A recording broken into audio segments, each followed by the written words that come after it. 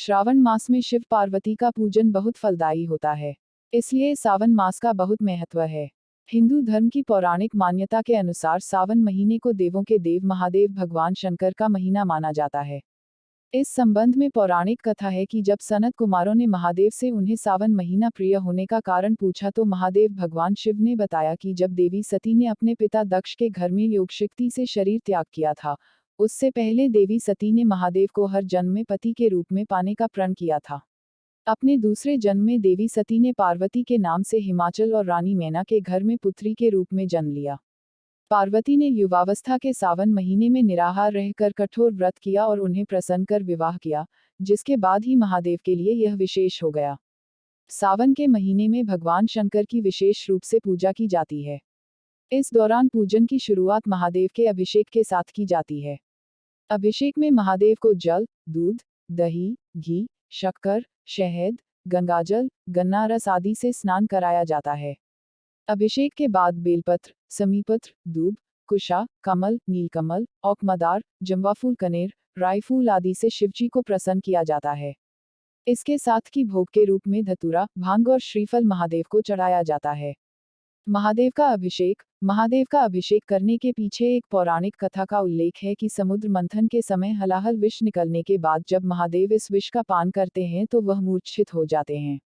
उनकी दशा देखकर सभी देवी देवता भयभीत हो जाते हैं और उन्हें होश में लाने के लिए निकट में जो चीजें उपलब्ध होती हैं, उनसे महादेव को स्नान कराने लगते हैं। इसके बाद से ही जल से लेकर तमाम उन चीजों से महादेव का अभिषेक किया जाता है। भगवान शिव को भक्त प्रसन्न करने के लिए बेलपत्र और समीपत्र चढ़ाते हैं।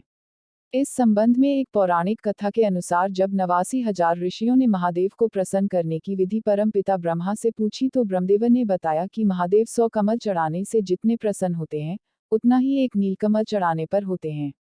ऐसे ही 1000 नीलकमल के बराबर एक बेलपत्र और 1000 बेलपत्र चढ़ाने के फल के बराबर एक समीपत्र का महत्व होता है। बेलपत्र महादेव को प्रसन्न करने का सुलभ माध्यम है। बेलपत्र के महत्व में एक पौराणिक कथा के अनुसार एक भील डाकू परिवार का पालन पोषण करने के लिए लोगों को लूटा करता था। सावन महीने में एक दिन डाकू जंगल में राहगीरों को लूटने के इरादे से गया।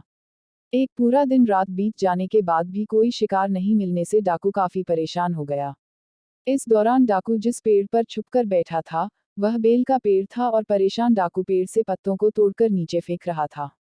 डाकू के सामने अचानक महादेव प्रकट हुए और वरदान मांगने को कहा। अचानक हुई शिव कृपा जानने पर डाकू को पता चला कि जहां वह बेलपत्र फेंक रहा था उसके नीचे शिवलिंग स्थापित है। इसके बाद से बेलपत्र का महत्व और बढ़ गया। सावन मास में शिव मंदिरों में विशेष सजावट की जाती है।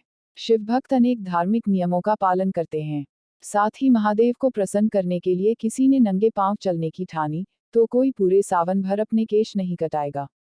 वहीं कितनों ने मांस और मदिरा का त्याग कर दिया है। सावन का महीना शिव भक्तों के लिए खास होता है। शिव भक्त कांवरियों में जल लेकर शिवधाम की ओर निकल पड़ते हैं। शिवालयों में जल चढ़ाने के लिए लोग बोल बम के नारे लगाते घरों से निकलते हैं। भक्त भगवा वस्त्र धारण कर शिवालयों की ओर कूच करते हैं।